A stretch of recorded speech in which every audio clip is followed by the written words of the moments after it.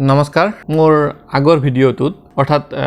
জীৱন জীয়াৰ প্ৰতিবাধা ভিডিঅ'টোত sound quality বেয়া থাকিলেও সকলোৱে সঁহাৰি জনোৱাৰ বাবে অশেষ ধন্যবাদ সেই ভিডিঅ'টোৰ লগতে সংগতি ৰাখি আজি আপোনালোকৰ আগত আলোচনা কৰিব ওলাইছো সম্বন্ধৰ মধুৰতা আৰু সমৃদ্ধিৰ বিষয়ে জীৱনটো বহুত ছুটি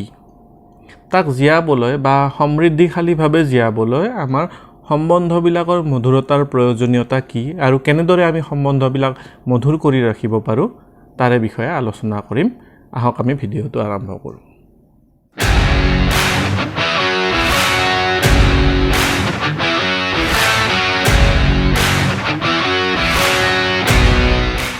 হয় সম্বন্ধ বুলিলে আমি কেৱল ঘৰুৱা সম্বন্ধ পৰিয়ালটোৰ সম্বন্ধৰ বিষয়ে ক'ব বিচৰা নাই সম্বন্ধ বুলিলে আপোনাৰ প্ৰকৃতিৰ লগত সম্বন্ধ কাষ্টমাৰৰ লগত সম্বন্ধ বা আপুনি যদি চাকৰি কৰে কলিগছৰ লগত কেনেকুৱা সম্বন্ধ এই সকলোবোৰ নিৰ্ভৰ কৰে কিছুমান সাৰ্টেন কাৰকৰ ওপৰত সেই কাৰকবিলাক কি আমি বিশ্লেষণ কৰি চাব বিচাৰিম সম্বন্ধৰ মধুৰতাৰ মুখ্য কাৰক হ'ল ভালপোৱা শব্দটো ক'ৰ পৰা আহিছে ভাল ভাৱৰ পৰা মানে ভাল অনুভৱ হয় ভাল অনুভূতি কৰে এই ভাল অনুভূতি হয় মাত্ৰ দুটা উপাদানৰ ওপৰত এটা হ'ল যত্ন এটা হ'ল বিশ্বাস অবিহনে ভালপোৱাৰ কোনো এক্সিষ্টেন্স নাই আৰু যত্ন অবিহনে ভালপোৱা জাহিৰ কৰাৰ কোনো উপায় নাই যেতিয়া আপুনি এজন মানুহৰ যত্ন ল'ব তেওঁৰ ভালপোৱা তেওঁ বেয়া পোৱা বা তেওঁৰ প্ৰয়োজন তেতিয়া মানুহজনৰ মগজুত কিছুমান ভাল লগা কেমিকেলৰ উৎপত্তি হয় ডোপামিন সেৰোটোনিন এনেকুৱা জাতীয় কিছুমান কেমিকেল নিৰ্গত হয় সেইবিলাকৰ কাৰণে মানুহজনে সুখ অনুভৱ কৰে ঠিক তেনেদৰে বিশ্বাস কৰিব পাৰিলে মানুহজন সেইটো সম্বন্ধৰ পৰা নিশ্চিত হৈ থাকিব পাৰে নিশ্চিত মন আৰু সুখ অনুভৱে ভালপোৱাৰ সৃষ্টি কৰে সেইবাবে আমাৰ প্ৰথম কাৰক হ'ল ভালপোৱা আৰু ভালপোৱাৰ দুটা উপাদান বিশ্বাস আৰু যত্ন এইটোৰ প্ৰতি আমি সদায় সজাগ হ'ব লাগে দ্বিতীয় উপাদান হ'ল মিথ্যাবাদী মানে মিছা কথা কোৱা যিকোনো সম্বন্ধতে আপুনি যদি মিছা কথা কয় বা মিছাৰে আৰম্ভণি কৰে বা কণ্টিনিউৱাছলি মিছা কথা কৈ থাকে তেতিয়া আপোনাৰ সম্বন্ধটো বিৰূপ হৈ পৰে কিন্তু মিছা মানুহে এনেই নকয় মিছা কোৱাৰো দুটা কাৰক আছে এটা স্বভাৱগতভাৱে মিছা কয় মানে মিছা নকলেও চলি যায় কিন্তু তেওঁ স্বভাৱ সেইটো মিছা কথা কোৱাটো সেইকাৰণে তেওঁ স্বভাৱগতভাৱে মিছা কয়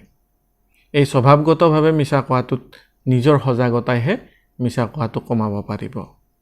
দ্বিতীয়তে মিছা কথা কয় মানুহে অহংকাৰক নিৰন্তৰভাৱে চলাই নিবলৈ মই আগতে আলোচনা কৰি আহিছোঁ অহংকাৰৰ বাবে ভয় এতিয়া অহংকাৰটো নিৰন্তৰ কৰি ৰাখিবলৈ মানুহে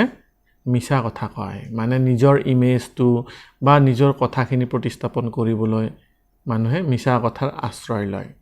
কিন্তু সেইটো ক্ষণস্থায়ী সেইকাৰণে কয় মিছা কথাৰ ঠেং চুটি একচুৱেলি মিছাৰ কোনো ঠেং নাথাকে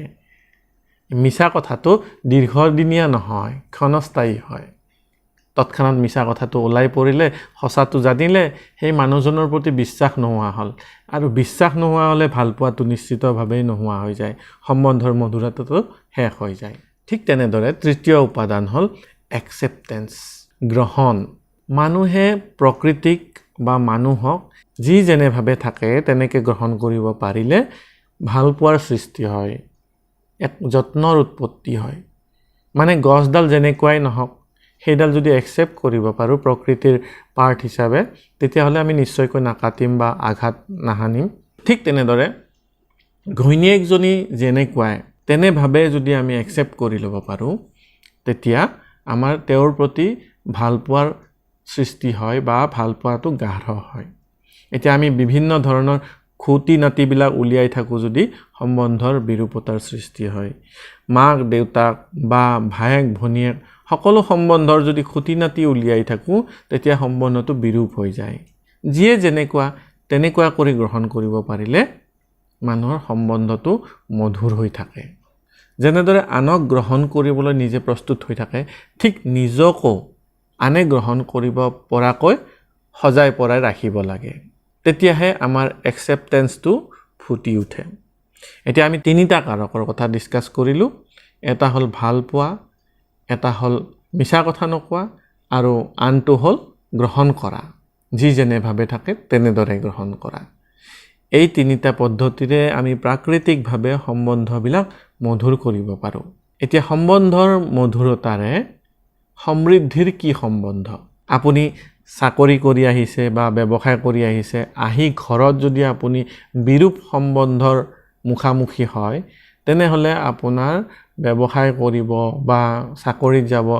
কেতিয়াও ইচ্ছা নাযায়। বা কলিগছৰ লগত বা কাষ্টমাৰৰ লগত যদি আপোনাৰ ব্যৱহাৰ ঠিক নহয় বা ৰিলেশ্যনশ্বিপ ঠিক নহয়, তেতিয়া আপুনি ব্যৱসায় কৰিবলৈ বা চাকৰি কৰিবলৈ ইচ্ছুক হৈ নাথাকে। আৰু ব্যৱসায় বা চাকৰি কৰাতে যদি ইচ্ছুক হৈ নাথাকে, তেতিয়া আপোনাৰ ওচৰলৈ সমৃদ্ধি কেতিয়াও নাহে। সমৃদ্ধি আনিবলৈ সম্বন্ধৰ মধুৰতাৰ খুবেই প্ৰয়োজন। আপুনি ঘৰটোত সোমাইছে, ভাগৰুৱা হয়,